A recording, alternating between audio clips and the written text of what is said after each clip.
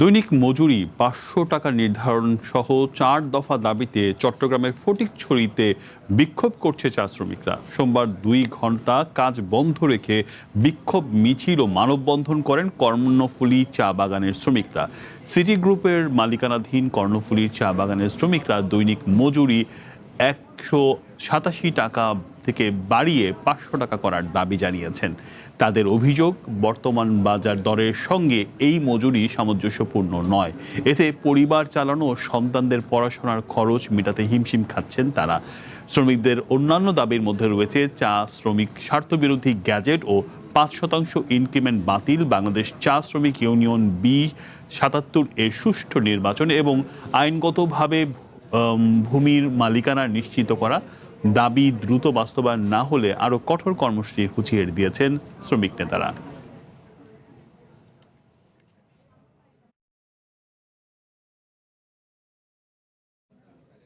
ফিরছি আলোচনা। আমাদের সাথে রয়েছেন ডানকান ব্রাদার্স বাংলাদেশ লিমিটেডের ব্যবস্থাপনা পরিচালক এম মোস্তাফিজুর রহমান। আমরা সম্প্রতি দেখছি বিভিন্ন জায়গায় এই ন্যূনতম মজুরির একটা দাবি উঠছে এবং এই দাবিতে এক ধরনের আলোচনা হচ্ছে যে তারা একটা ভালো জীবনের জন্য ভালো মজুরি চায়। এই ব্যাপারে আসলে আপনার মন্তব্য জানতে চাই। প্রথম কথা হচ্ছে যে আমাদের একজন ইম্পর্টেন্ট পার্টনার, আমি যদি টি ইন্ডাস্ট্রি স্টেক হোল্ডার বলি, আমাদের প্রায় 20+ স্টেক হোল্ডার আছে। তার মধ্যে সবচেয়ে ইম্পর্টেন্ট পার্টনার হচ্ছে আমাদের শ্রমিকরা, এবং শ্রমিকের জীবনমান উন্নয়ন অবশ্যই খুবই জরুরি এবং আমরাও এটা মনে করি এবং আমাদের অ্যাসোসিয়েশন থেকে আমরা বিভিন্ন কর্মকার্য করে থাকি। তো এখানে একটা ইম্পর্টেন্ট ব্যাপার হচ্ছে যে আমাদের শ্রমিক ইউনিয়ন নির্বাচিত প্রতিনিধির সাথে আমাদের চা সংসদ অ্যাসোসিয়েশনের এটা একটা অনেক দিন ধরে চলে আসা একটা নেগোসিয়েশন হয় 2 বছর পর পর। এর সাথে আমাদের বাংলাদেশ চা বোর্ড, আমাদের শ্রম মন্ত্রণালয় এবং বাণিজ্য মন্ত্রণালয় ওনারা আছেন।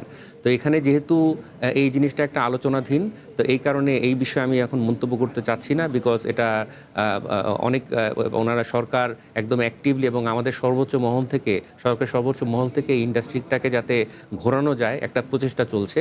তো আমি এই ব্যাপারে মন্তব্য করতে চাচ্ছি। অর্থাৎ আপনি বলতে চাচ্ছেন যেহেতু এটি একটি আলোচনাধীন অবস্থায় রয়েছে এবং এখানে সরকারের একেবারে ঊর্ধ্বতন পর্যায় থেকে এটি কাজ করা হচ্ছে, তাছাড়া আপনাদের এবং শ্রমিক নেতারাও সেখানে রয়েছেন, তো সেই ক্ষেত্রে আপনি আপাতত কোনো মন্তব্য করতে চাচ্ছেন না।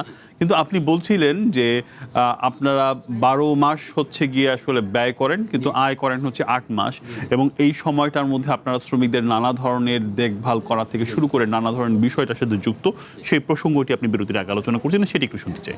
আমি প্রথমে বলবো যে আমাদেরকে এই চা শিল্পটাকে একদম অন্যরকমভাবে দেখা উচিত এবং এইটা সম্পর্কে লোকজনের জানা উচিত।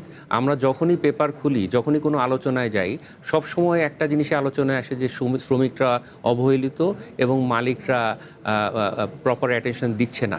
আসল ভিতরের ব্যাপারটা কি এটা অনেকেই জানে না। প্রথম কথা হচ্ছে যে মালিকরা আসলে কোত্থেকে দিবে। আমরা যদি ইন্ডাস্ট্রির কথা বলি, আমাদের সিঙ্গেল প্রোডাক্ট চা, এর বাইরে কিন্তু চা বাগান মালিকদের আর কিছু নাই। আচ্ছা, আমাদের মার্কেট প্লেস হচ্ছে অকশন। আমাদের প্রোডাকশন ডিপেন্ড করে ওয়েদারের উপরে, প্রাইস ডিপেন্ড করে সাপ্লাই ডিমান্ডের উপরে। সো আজকে যদি আপনি একটা বিস্কিট ফ্যাক্টরি বলেন, কেউ যদি আপনার জার্মানি থেকে নতুন একটা প্রোডাকশন লাইন এনে দেয়, উনি কিন্তু overnight within 6 months production double করে ফেলতে পারবে, রেভিনিউ ডাবল করে ফেলতে পারবে।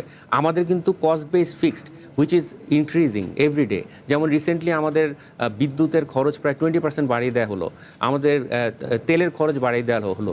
কিন্তু এই যেটা বলছিলাম যে চাকে সেপারেটলি দেখা উচিত, এই কারণে সার্কুলার ইকোনমিতে আমাদের ধরেন 1.5 লাখের মতো স্থায়ী এবং অস্থায়ী শ্রমিক আছে, তাদের পোষ্য মিলে 5 লাখ এবং তাদের যে সারাউন্ডিং গ্রাম আছে সেখানে মিলে আরও 15-20 লাখ, এবং সব মিলে যদি আমি হিসাব করি যে চায়ের উপর নির্ভরশীল কমপক্ষে 1 কোটি লোক চায়ের উপর নির্ভরশীল, এবং এই 1 কোটি লোকের যে বিরাট একটা জীবনযাত্রা। আর হটটি স্টলে যেটা বললাম 70% চা বা 70 মিলিয়ন চা, এই 70 মিলিয়ন চায়ের উপর কিন্তু ভ্যাট হচ্ছে, ট্যাক্স হচ্ছে এবং অন্যান্য প্রোডাক্টও হচ্ছে। সো আপনি দেখবেন যে সার্কুলার ইকোনমিতে কয়েক লাখ কোটি টাকা এটার একটা অবদান আছে। আর তার কন্ট্রিবিউশনে আমরা প্রডিউসাররা মাত্র আমাদের প্রতি কাপ 10 টাকা যদি চা হয়, তার মধ্যে আমরা পাই 49 পয়সা। তো বেসিক্যালি আমাদের যদি 10 ইয়ার্স একটা লং টার্ম প্ল্যান করি, আমরাও চাই প্রডিউসার হিসেবে যে আমাদের যে চা বাগানের শ্রমিকরা আছে ওনারা অনেক পরিশ্রম করেন, ওনাদের পরবর্তী জেনারেশন আছে, তাদের অনেকে হয়তো ইন্ডাস্ট্রিতে থাকবে, অনেকে থাকবে না। তো এই মাস্টার একটা প্ল্যান করা দরকার যে 10 ইয়ার্স পর আমরা কোথায় দেখতে চাই, কিভাবে দেখতে চাই, সাপোর্ট কিভাবে। আমরা অনেক ধরনের ব্যবসায় নানা ধরনের নীতিমালা দেখি ব্যবসাকে সাস্টেনেবল করার জন্য, ব্যবসাকে আরো বেশি একদিকে আয় এবং শ্রমঘন যে শিল্পগুলা সেইখানে আসলে একটা নীতিমালা থাকে। চায়ের ক্ষেত্রে কি সেটা আপনাদের আছে? কত সালের আছে? চায়ের ক্ষেত্রে আছে, বাট সেটা একটু পুরনো, প্রথম কথা। দ্বিতীয় কথা হচ্ছে যে এবছর ইলেকশনের পরে আমাদের মাননীয় প্রধানমন্ত্রী আমাদের সাথে মহোদয় আমাদের সাথে বসেছেন এবং আমাদের বিভিন্ন মন্ত্রী মহোদয় আমাদের সাথে বসেছেন। তো আমরা একটা আশার আলো দেখতে পাচ্ছি যে একটা, এবং বাংলাদেশ ব্যাংক গভর্নর, আমাদের সবচেয়ে বড় একটা সমস্যা এখন সেটা হচ্ছে অর্থনৈতিক সমস্যা, ব্যাংক লোন। প্রত্যেকটা চা বাগান, বিকজ আমাদের যেটা বলছিলাম যে 8 মাস আমাদের প্রোডাকশন, 12 মাস খরচ, তাহলে আমরা কীভাবে চলি? ক্রপ লোন দিয়ে চলি। আমাদের মেইন ব্যাংক ছিল কৃষি ব্যাংক, ও এছাড়াও আমরা বাইরের অন্যান্য বেসরকারি ব্যাংক থেকে আমরা ফাইন্যান্স নিয়ে থাকি। তো এই অর্থনৈতিক সমস্যার কারণে কিন্তু আমাদের চা শিল্পের যারা বড় প্রডিউসার আছেন, দে আর সাফারার। তো আমি যেটা বলবো যে এই মডেলটা নিয়ে সরকারও কাজ করছেন, এবং যেটা হচ্ছে যে আমরা আশেপাশের পার্শ্ববর্তী দেশগুলোতে দেখতে পাচ্ছি যে 15% জায়গা যেখানে আপনার চা উৎপাদন হচ্ছে না, অন্য অল্টারনেটিভ ইনকাম সোর্সের জন্য চেষ্টা করা হচ্ছে। আমাদের এখানেও রেভিনিউ, সো আমাদের এখানে যে মডেল যেটা, আমাদের কিন্তু life long employment, generation after generation employment. একজন যদি শ্রমিক মারা যায়, তার পরিবারের একজন আমাদের এখানে কাজ করতে পারবে। তো আমরা যদি দেখি যে আমাদের এখানে কয়েকটা বাগান আছে, আমি যদি 2টা বাগান কনসিডার করি, এক বাগানে হচ্ছে 1 মিলিয়ন কেজি চা হয়, আরেক বাগানে হচ্ছে 800,000 কেজি চা হয়। কিন্তু দেখা যাবে যে যার চা কম হচ্ছে ওখানে শ্রমিক বেশি। তাহলে এই সারপ্লাস শ্রমিক দিয়ে আমি কী করবো? যেখানে আপনি যাবেন, দুটা কথা বলা হচ্ছে, প্রোডাক্টিভিটি, একটা হচ্ছে এফিসিয়েন্সি। প্রোডাক্টিভিটি বাড়বে তখনই যখন ইল পার হেক্টর বাড়ে। ইল পার হেক্টর বাড়বে তখনই যখন আপনি ইনভেস্টমেন্ট করবেন। চায়ে আজকে ইনভেস্ট করলে রিটার্ন পেতে লাগবে 13 থেকে 15 বছর, বিকজ আমরা ল্যান্ড প্রিপারেশন করি, চারা ডেভেলপ করি, চারা লাগাই, এবং ইয়াং ম্যাচুরিটি, তারপরে 13 বছর পরে ম্যাচুরিটি হয়। তো সেখান থেকে আমরা কিন্তু প্রোডাকশনটা পাবো, যেটা হচ্ছে আপনার প্রোডাক্টিভিটি বাড়া। এফিসিয়েন্সি বাড়বে তখনই যখন আমরা মেকানাইজেশন করব। মেকানাইজেশন করলে আমি সারপ্লাস লেবার দিয়ে কী করবো? ওদেরও তো একটা জীবন আছে, ওটা তো আমাদের দেখতে হবে। সো সেটার জন্য আমরা যদি টি বেল্টের মধ্যেই অল্টারনেট রেভিনিউ স্ট্রিমের কথা চিন্তা করি, যেখানে আমার যতটুকু দরকার চায়ে আমরা শ্রমিক ব্যবহার করব, বাকি সারপ্লাস লেবারটা আমরা অল্টারনেট রেভিনিউ স্ট্রিমে ব্যবহার করব, যাতে ওয়ার্কাররাও হ্যাপি থাকে, অ্যাজ এ প্রডিউসার আমরাও হ্যাপি থাকি, ফিনান্সিয়ালি সলভেন্ট থাকি। জি, আপনি বলছিলেন আসলে যেহেতু অনেক সময় দেখা যায় যে শ্রমিক প্রয়োজনের তুলনায় অনেক শ্রমিক বেশি, যেহেতু প্রত্যেকটা স্টেটে আলাদা আলাদা শ্রমিকদের সংখ্যা রয়েছে, এখানে কি এমন কিছু করা যায় যে চায়ের সাথে শ্রমঘন অন্য কোনো শিল্প যুক্ত করে, যেহেতু স্পেস আছে ওখানে, অন্য মানে একই জায়গায় অন্য কিছু করা মানে মাল্টিপল কাজ করা সম্ভব কিনা শ্রমিকদের কাজে লাগানোর জন্য? অবশ্যই সম্ভব, বিকজ আমরা কিন্তু 100%, আমরা যদি টোটাল আমাদের এরিয়া বলি 1,15,000 হেক্টর জমি আমাদের আছে, তার মধ্যে রাফলি 55% হচ্ছে চা আছে, 45% কিছু অংশ আমাদের লেবার হাউস, রাস্তা, নার্সারি এগুলো আছে, 10-15% ল্যান্ড আছে যেখানে আমরা অল্টারনেট কিছু করতে পারি। তার মধ্যে একটা আছে সোলার, যদিও সোলারে শ্রমিকের ইনভলভমেন্ট নাই। পোলট্রি আছে, আমাদের ফরেস্ট্রি আছে, আমাদের ক্যাশ ক্রপ আছে। সো আমরা অনেক কিছু করার স্কোপ আছে, বাট আমাদের নীতিমালার কিছু বাধ্যবাধকতা আছে। আমরা তো ল্যান্ড লিজ, আমাদের ভূমি মন্ত্রণালয়ের ল্যান্ড লিজ নিয়ে আমরা কাজ করি, সেটা নিয়ে মন্ত্রণালয় এখন কাজ করছে আশা করি। বাট আমাদের ইম্পর্টেন্ট যেটা হচ্ছে লিড টাইম।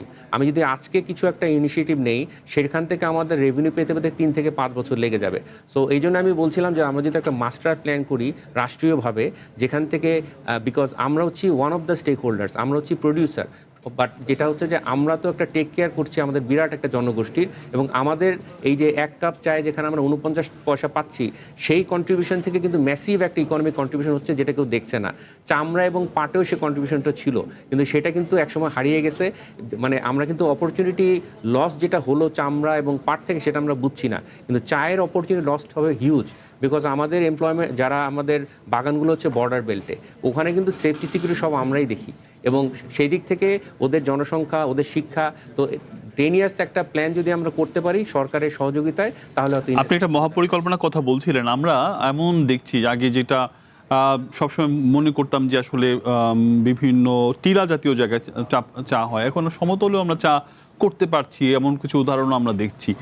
এই ধরনের গবেষণা, আমরা নানা ধরনের গবেষণা দেখি, চা নিয়ে কি ধরনের গবেষণা হচ্ছে যে এটাকে আরও কিভাবে ছড়িয়ে দেওয়া যায় বা আরও উৎপাদন বাড়ানো যায়? জি, অবশ্যই। আমাদের সমতলে যে চাটা হচ্ছে, আমাদের বর্ডারের ওই পারে ওখানেও চা হয়, দেখা যায় যে এই দুই পাশের মাটির আপনার যে কোয়ালিটি সেম চা উৎপাদন করার জন্য।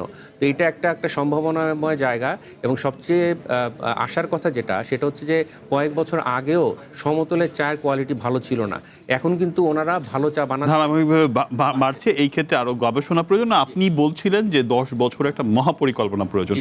অনেক ধন্যবাদ জনাব মুস্তাফিজ আজকে আমাদেরকে সময় দেওয়ার জন্য।